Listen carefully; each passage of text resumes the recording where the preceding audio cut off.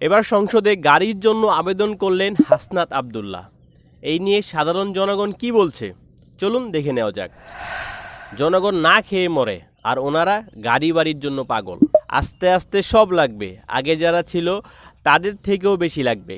সত্যিকারের দেশপ্রেমিকরা হেঁটে অফিসে যায়, রিকশায় চড়ে, সবই হবে, শুধু আমাদেরকে যেসব স্বপ্ন দেখানো হয়েছে সেসব বাস্তবায়ন হবে না।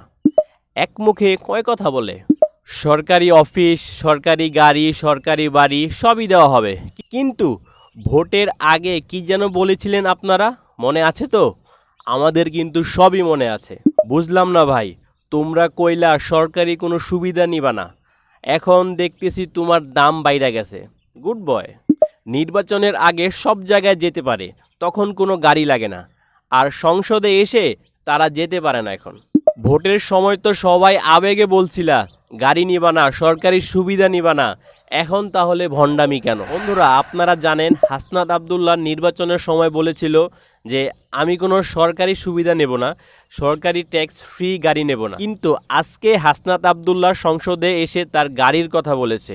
এই জন্যই সাধারণ মানুষ আজকে এইসব কথা বলছে। সারা দেশে চলছে তেলের জন্য হাহাকার। তেল নিয়ে সাধারণ জনগণ কি বলছে এটা দেখার জন্য এই ভিডিওতে ক্লিক করে চলে আসুন, ওইখানেই কথা হবে।